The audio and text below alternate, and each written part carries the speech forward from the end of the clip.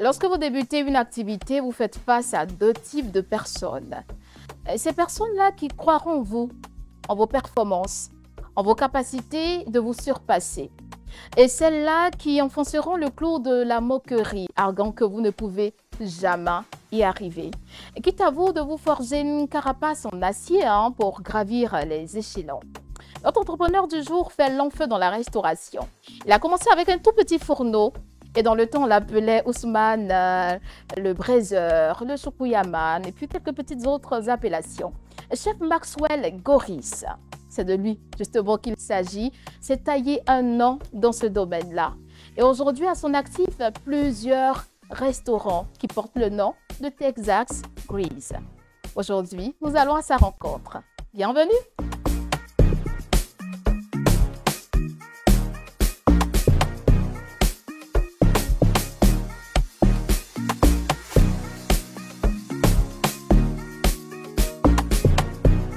Baby, what's up, King Maxwell?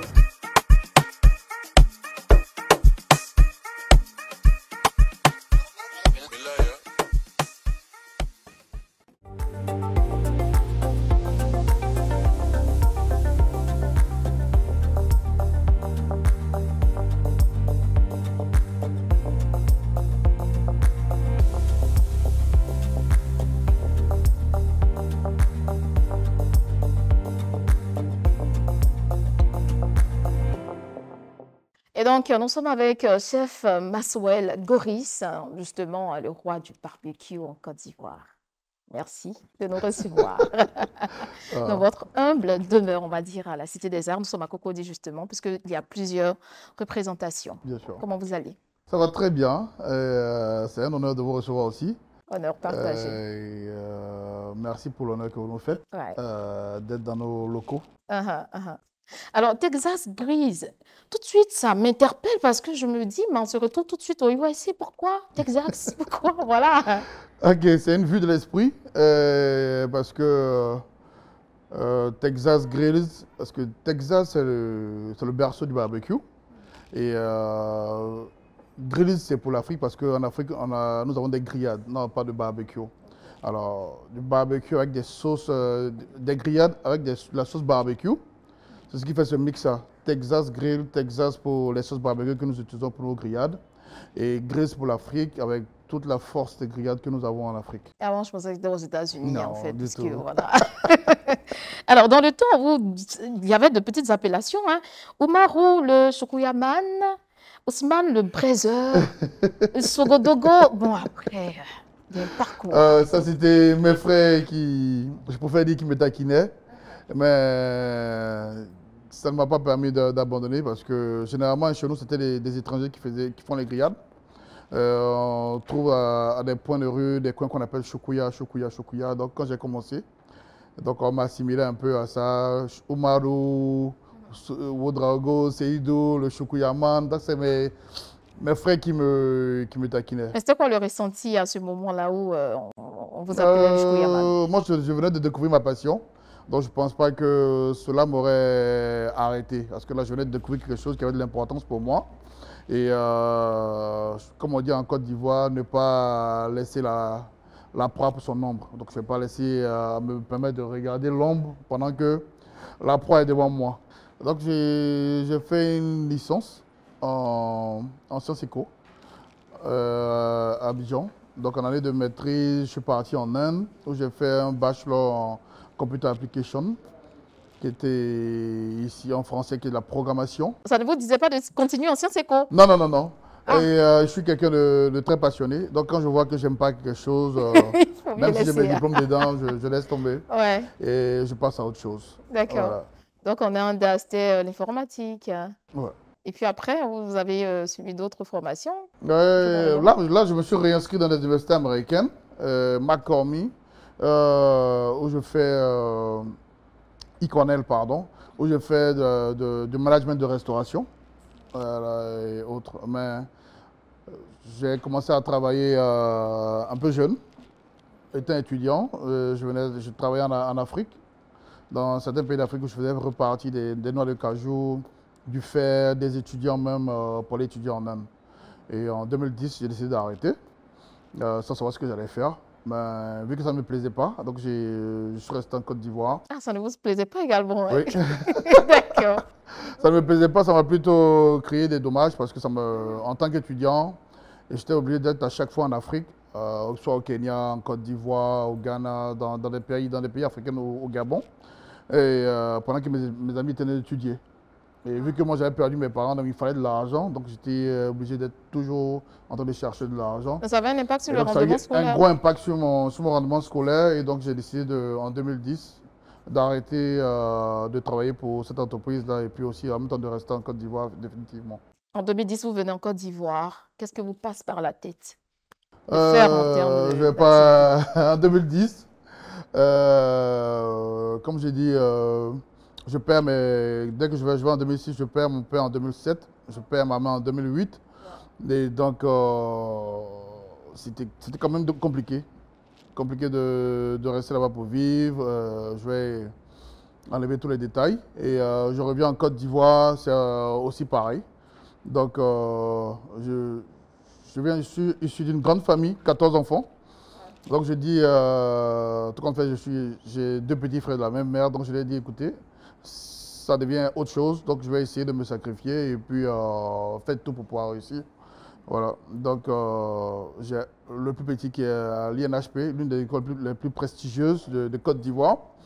Et donc, je lui ai dit, écoute, attrape bien tes études. Moi, je vais me mettre dans la vente de kombucha. Donc, chaque jour, je vais payer des thés, je fabrique et je mets en bouteille. Je me prenais que ça dans le quartier pour vendre. On était à Yopougon, Koweït.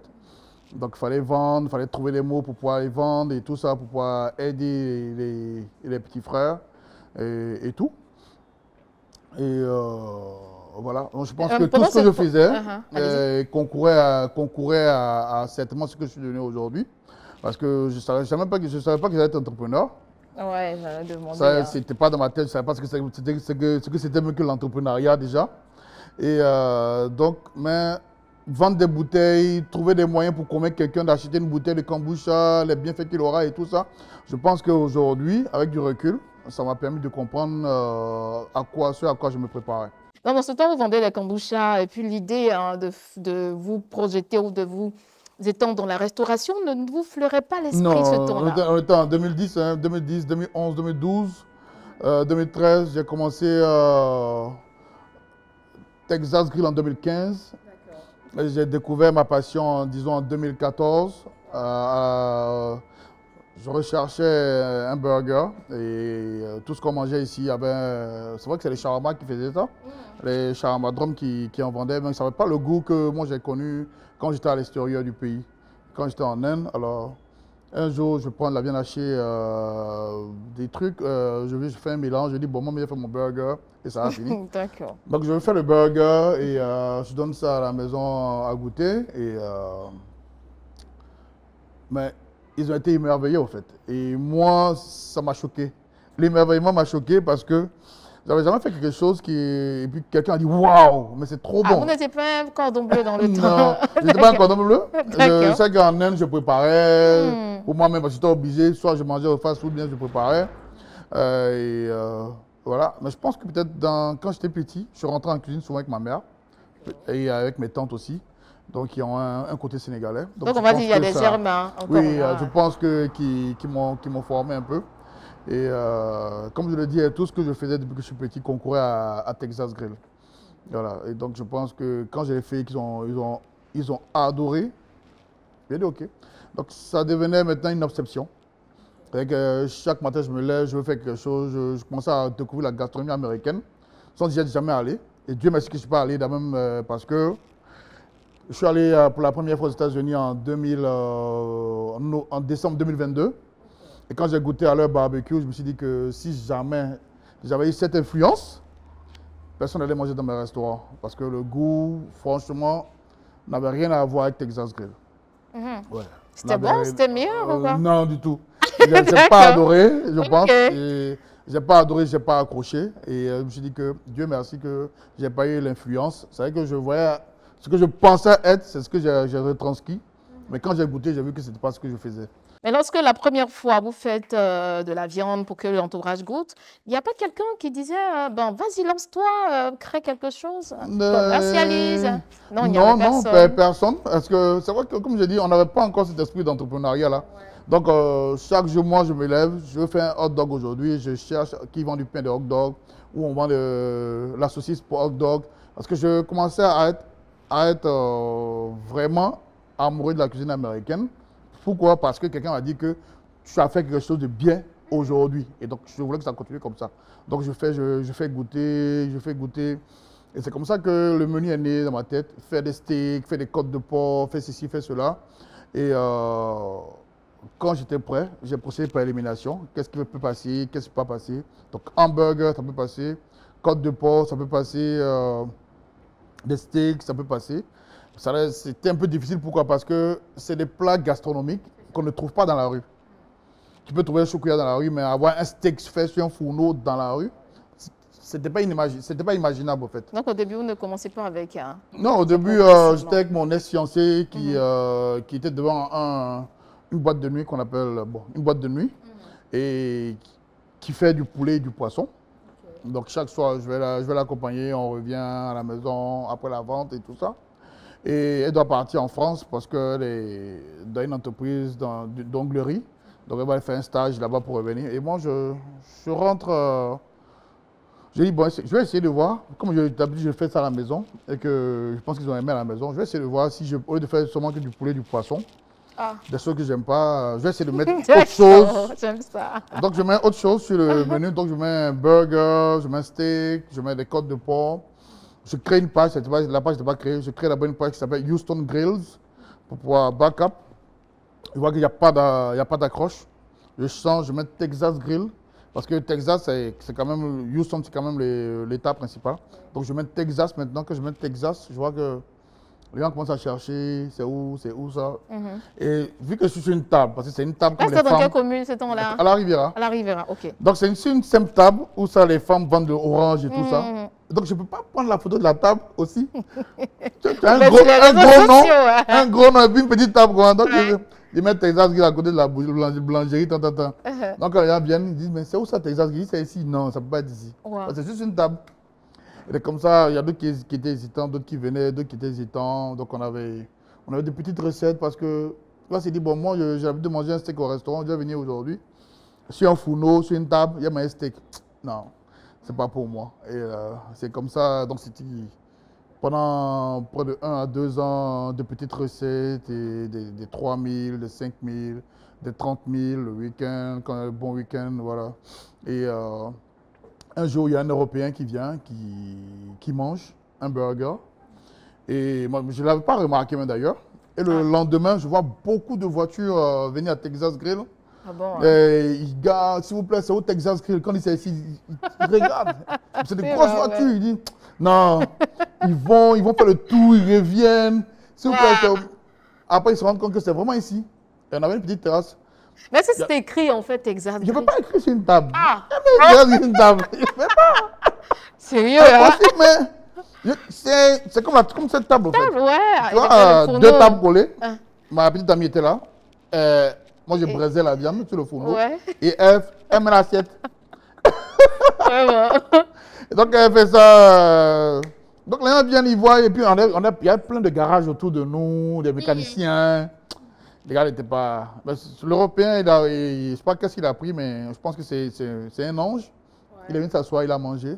Et le lendemain, je pense que. Donc, à la fin de la journée, je demande à un monsieur qui était client, je dis, mais aujourd'hui, j'ai vu beaucoup de voitures défiler, je ne sais pas pourquoi. Est-ce qu'il y a eu quelque chose en ville, un truc? Il dit, non, il y a un blanc qui a fait un retour sur vous, sur une page qu'on appelle un consommateur averti, et qui a dit que c'est le meilleur burger qu'il a mangé, et tout. Et donc, je suis parti sur le consommateur, j'ai vu que Texas Grill, je suis un Européen, mais de tous les pays que j'ai fait dans le monde, je viens de manger le meilleur burger de ma vie sur un fourneau et sur une table. C'est vraiment, je leur tire mon chapeau. Voilà. Et donc, tout est parti de là. Les gens sont venus, d'autres ont été hésitants et tout. Mais ça m'a donné une idée parce que je me suis rendu compte que il y a d'autres qui sont restés pour manger. Il y a d'autres qui ne sont pas restés. Alors, ça m'a donné la vision de savoir que ce n'est pas tout le monde que je peux recevoir ici, même si ils sont cool. Non, non, non, il y a des gens qui ont besoin de plus. Voilà, de plus d'un 4-5, de plein de choses. Donc, il ne faudrait pas que je reste dans mon histoire d'entrepreneuriat. Je veux rester fourneau état pour servir les gens. Donc, c'est là que ça commence à me faire développer l'idée d'avoir toujours mes fourneaux, mais d'avoir un restaurant, une salle climatisée, un coin bien où on peut la recevoir, ils peuvent se prendre leurs photos et s'amuser et tout. C'est comme ça que est parti le développement. Donc, le monsieur, il revient 3 mois après, l'Européen. Et là, je l'ai reconnu, je l'ai vu et Vous êtes j'étais toujours en prêt. contact, hein? Non, on n'était pas en contact. J'étais prêt, mais la petite histoire, c'est que quand il a fini de manger, je lui dit merci, moi-même directement. Il est parti à la maison, il a fait un retour pour dire franchement, il est revenu 3 mois après. On sait que les Ivoiriens, ils ne sont pas constants, mais il a encore mangé le meilleur burger de sa vie. C'est là que tout est parti. Je pense que après nos amis aussi ont commencé à relayer les gens du quartier qui se cachaient parce que on a mis, il ne peut pas payer pour toi, mais bon, donc après tout le monde a commencé à venir manger. Et Donc c'est de là que vous ouvrez c'est de là le qu'on premier ouvre le. restaurant. Non, non, c'est pas de là qu'on ouvre le premier restaurant. D'accord. Et je pense qu'un mois après, il est décédé. L'Européen, un mois après, il est décédé. Donc, j'ai vu que, comme j'ai dit, c'est un ange. Hein. Parce qu'il nous a permis de nous lancer. Je crois que quelques temps après, le propriétaire du bar nous dit qu'il veut fermer. Donc, on ne pourra plus vendre. Et le lendemain, il a fermé. Donc, il y a une dame qui était dans le même bâtiment que nous, qui vendait aussi de la nourriture, mais qui ne marchait pas. Et je suis allé la voir, je dis, bah, écoute, vous vendez votre boisson au prix du bar, et puis laissez-nous gérer la nourriture. Et c'est comme ça. Je pense que quand elle a repris son argent, parce qu'elle a commencé à vendre l'eau à 1500, le Coca-Cola à 1500 au lieu de 500. Et quand elle a repris son investissement, elle a dit, bon, je vous laisse le coin parce que moi, franchement, je n'ai pas envie de perdre mon argent encore. Donc, elle nous comme ça qu'elle nous a laissé le coin. Et c'est devenu notre premier restaurant. Et donc, je suis parti voir le propriétaire, j'ai fait les formalités qu'il fallait voir. Oui, toujours dans le même bâtiment. Okay. C'est là qu'on a eu notre premier restaurant. Donc, je suis allé voir les oncles et autres. J'ai dit, je ne savais pas que je allais être entrepreneur, je fais quelque chose qui marche. Est-ce que vous pouvez m'aider à prendre le local, à l'aménager pour que je puisse franchement faire quelque chose qui me plaît? Ils ont un peu hésité, mais après, eux-mêmes, ils sont rentrés. Ils ont fait la décoration avec moi. Ils m'ont apporté le soutien qu'ils devaient m'apporter. Et c'est comme ça qu'on a eu notre toute première petite salle. Elle était vraiment petite. Et on a commencé comme ça. Après, on a eu un coin juste après qu'on est parti où on a ouvert. Et c'est comme ça que ça a commencé, Texas Grill. Donc progressivement, voilà, progressivement, vous avez de 1, 2, 3, 4 restaurants. Chaque année, on essaie d'ouvrir un nouveau restaurant. Chaque année. Sauf l'année de Covid où on n'a pas ouvert. Mais chaque année, on essaie d'ouvrir un nouveau restaurant. Là, maintenant, vous êtes à combien de restaurants? Nous sommes à 5 restaurants. 5 restaurants. Oui. On a ouvert le premier en fin 2017, disons 2018. Et aujourd'hui, nous sommes à 5 restaurants. Voilà. Donc, notre premier restaurant hôtel qu'on va ouvrir bientôt, à Assini. Oui, à Assini, côté balnéaire. Nous sommes encore en train d'avoir encore plus d'espace parce qu'on veut faire une grosse piscine, un accès direct sur la gueule. Alors, à vous entendre, c'est tout net, hein, les obstacles n'ont pas manqué. Peut-être que ça faisait partie du quotidien. Moi, je vais me poser la question à mes entrepreneurs, mais l'obstacle que vous ne pourriez jamais oublier, jamais de chez jamais, tout de suite, on vous réveille l'obstacle qui, voilà, c'est laquelle? Ça va être, je pense que celui de mon premier vrai restaurant qui a été cassé. Et ça a été atroce, je vais dire, parce que de la terrasse, on a économisé, on a eu un peu d'argent, on a fait les travaux et tout, pris toutes les autorisations. Et après près de 20 et quelques millions investis pour pouvoir ouvrir le restaurant. 2 mois après, on nous dit, écoutez, on doit casser le restaurant à cause de l'embouteillage que ça crée. Et on m'a dit ça aujourd'hui à 17 h, le lendemain 11 h, c'était cassé. Voilà. Et donc moi, ça m'a choqué. Ça m'a choqué pour moi-même d'abord, pour mon pays, pour les jeunes avec qui je travaille. Ça m'a beaucoup choqué. Est-ce que vous étiez à 2 doigts de lâcher prise? Non, j'étais plutôt en colère et je disais que non, on ne peut pas. On peut pas. C'est la première fois que je faisais quelque chose qui a de l'importance. J'ai trouvé ma passion, je me suis promené partout dans le monde, bon, je dis partout dans le monde en Inde, Mhm. au village, partout, essayer de Oui, trouver quelque chose à faire. sûr. Je ne trouvais pas. La première fois que je trouve quelque chose à faire et que j'aime, je ne peux pas abandonner. J'ai commencé d'un fourneau, j'ai eu le restaurant, je pense que je peux encore repartir au fourneau. Même aujourd'hui, si on me casse tous mes restaurants, je peux repartir au fourneau. Parce que c'est ce que j'aime. C'est une passion. Donc, c'est pas une affaire d'argent, c'est pas une affaire d'âge, l'entrepreneuriat. C'est une affaire de qu'est-ce que tu fais et comment tu te sens quand tu le fais.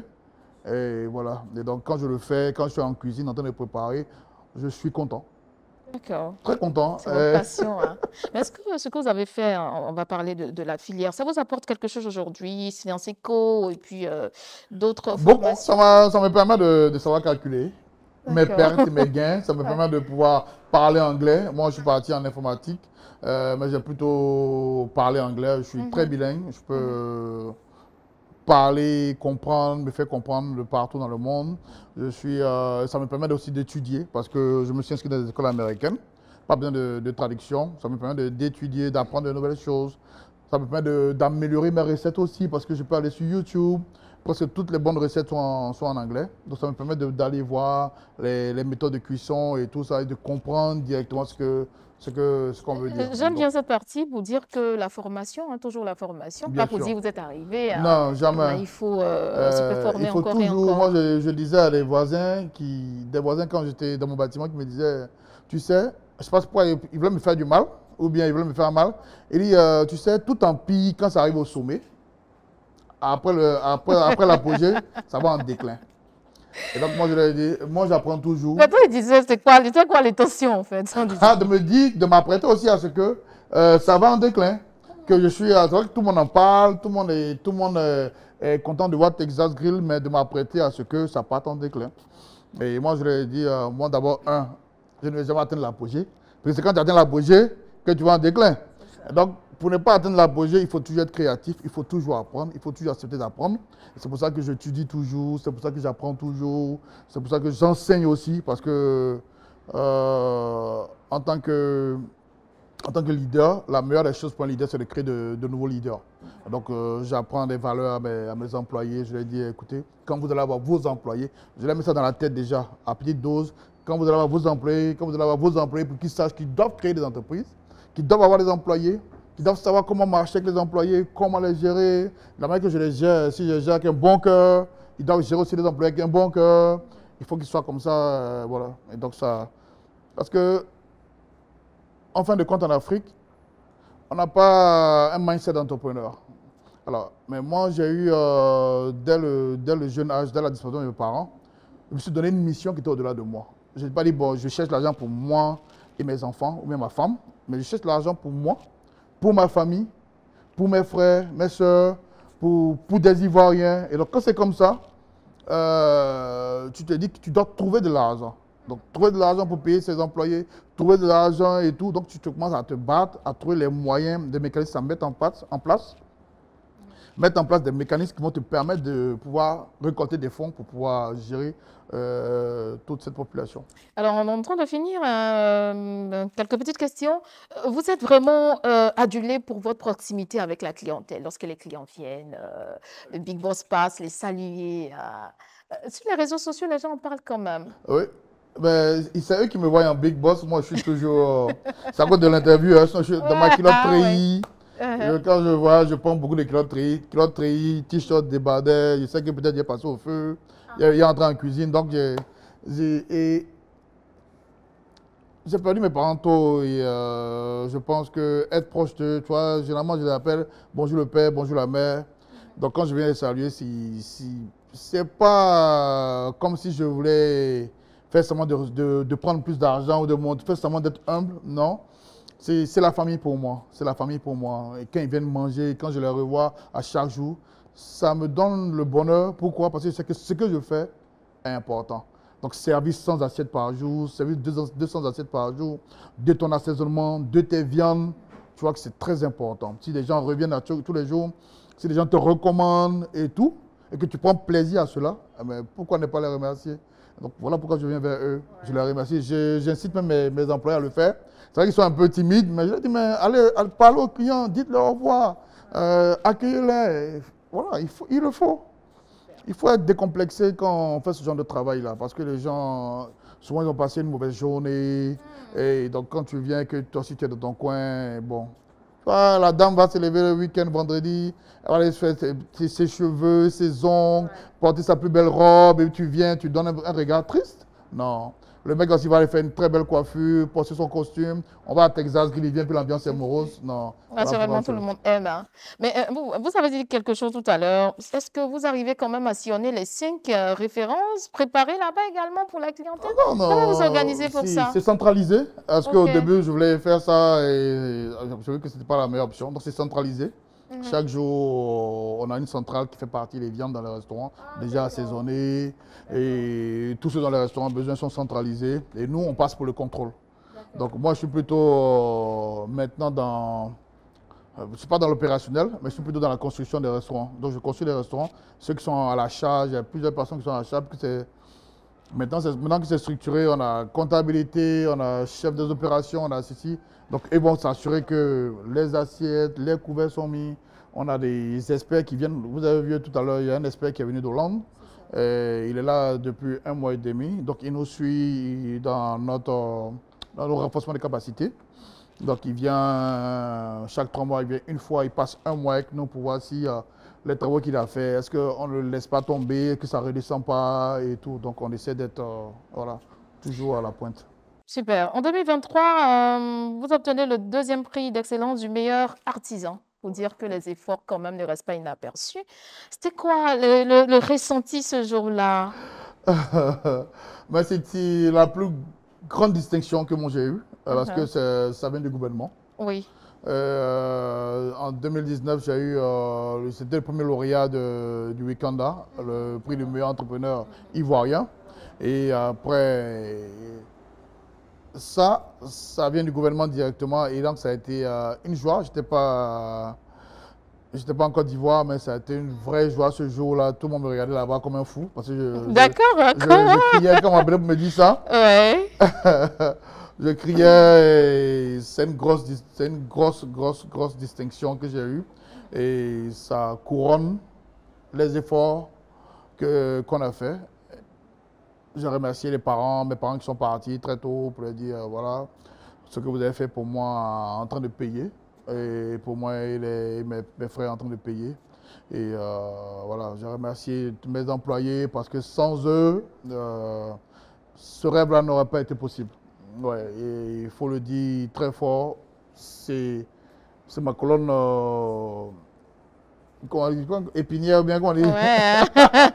Et donc mes employés, voilà, ils sont tout pour moi. Ouais. C'est la famille parce qu'au début, quand j'ai commencé, j'étais vraiment seul avec les employés. Donc c'est vraiment ce que j'ai comme le noyau le plus proche pour moi, mes employés. Donc je leur dis merci aussi. Voilà, ça représente la plus grosse distinction. En tout cas, on leur dit merci également. Ils sont assez aimables pour ceux qu'on a eu à côtoyer tout à l'heure. Alors, c'est terminé. Mais encore une série de 3 questions pour vous. Alors, Monsieur Maxwell Goris, Alain, et puis Alain Trésor Maxwell. Voilà, merci. Alors, si vous étiez une couleur, laquelle seriez-vous? Bleu. Bleu? Votre couleur préférée, hein? Oui, mais c'est le bleu. Alors, si vous étiez nourriture, bon, enfin, est-ce que c'est une question à poser? Mais bon, je la pose quand même. Si vous étiez une nourriture, laquelle seriez-vous? Du foufou et du foutou. Ah, j'ai pensé que vous alliez dire en fait les steaks. Foufou et foutou. Moi, je suis à Djoko et je mange beaucoup le foufou. J'adore beaucoup le foufou. Et ça, c'est ma première nourriture avant les grillades et tout. Si vous étiez un fruit? Un fruit, quoi? La papaye? Papaye, que je mange tous les soirs. Hein? Ça vous fait du bien quand même à l'organisme? Ouais. Tous les soirs, quand je rentre à la maison, papaye pour moi d'abord. Donc, c'est un conseil qu'on va vous donner quand même, en général. Alors, si vous étiez un animal? Je suis un lion. Un vrai lion. J'aime bien ça. Oui. On explique un peu? Non, mais parce que je surmonte toutes les difficultés qu'on met sur mon chemin. Et que ça vienne de partout, je surmonte toujours les difficultés qu'on met sur mon chemin. Et j'ai toujours une nouvelle option. Voilà. Il y a des gens qui, même pour 3 millions, ils auraient pu aller se suicider parce qu'ils se disent qu'ils n'ont pas d'autre option dans la vie. Mais moi, je pense que j'ai toujours une option. Quand on avait cité Lisa, la première semaine, pour tout dire, je pense qu'on a eu beaucoup, peut-être, de pertes de clients. Pourquoi? Parce qu'on a voulu utiliser un logiciel ivoirien pour faire la caisse. Et nous avons un logiciel français qu'on appelle Optima. On a voulu utiliser un logiciel français ivoirien d'un entrepreneur à qui on a voulu faire confiance. On a sorti beaucoup d'argent pour lui. Et il se trouve que quand il y a plus de 10 commandes, toutes les commandes s'effacent dans la machine et tout. Et donc, tu peux être là en train d'attendre un burger pendant 2 heures, pendant que la commande n'est pas en cuisine et tout ça. Donc, c'était vraiment dépressif. Jusqu'à un moment, j'ai dit, bon, écoutez, on va repartir à notre ancien logiciel. Donc, on a dû repayer l'entreprise qui a commencé à faire les installations. Mais je veux dire qu'à chaque fois qu'on a une difficulté, on apprend et puis on la surmonte. Parce que les difficultés ne sont pas là indéfiniment. Et comme vous l'avez dit tout à l'heure, qu'est-ce qui a fait que... qu'est-ce qui nous... je sais pas comment dire, quelles sont les difficultés qu'on a eues qui nous ont... Mais moi, je dis à tout entrepreneur, c'est que la vie n'est pas rectiligne. On a des hauts, on a des bas. Quand on a des hauts, les enfants vont bien, tout va bien à la maison, tout se comporte bien, ça va. Mais c'est quand on est en bas qu'on se rend compte que nous sommes vraiment des entrepreneurs. Pourquoi? Parce que c'est là qu'on croit. C'est là qu'on acquiert de la sagesse, c'est là qu'on acquiert de l'expérience. C'est des moments difficiles. Et ces moments difficiles sont très importants pour un entrepreneur. J'ai vu des gens qui ont eu une entreprise qui marchait tellement bien qu'à la première difficulté, ils ont baissé les bras, ils ont fermé et tout. Et donc, je demande à tous les entrepreneurs de prendre les moments où ils traversent la vallée comme des moments très importants pour eux parce que c'est là qu'on croit. C'est là qu'on grandit, c'est là que notre croissance se passe. Voilà. Et donc, moi, toutes les difficultés qui vont se présenter à moi, je vais les surmonter parce que je sais qu'elles ne sont pas là pour rester, elles sont là pour passer. On espère bien être des lions et des lionnes comme M. Maxwell. Merci bien. Ouais, merci beaucoup. Merci. En tout cas, moi, je ne me lasse pas de vous écouter. Hein. Ouais. Mais là, nous sommes au terme de notre émission. Merci Grand merci à vous de nous avoir reçus. OK. Et puis, on va se retrouver peut-être prochainement sous d'autres cieux qui ne sait-on jamais. Alors, à vous, hein, chers téléspectateurs de Savane TV, merci bien de nous avoir accordé votre attention. J'espère que vous avez pris plaisir à suivre cet échange. Merci également de prendre soin de vous parce qu'effectivement, la vie coûte cher. Portez-vous bien, chers entrepreneurs ou pas. Que Dieu vous bénisse. Bye.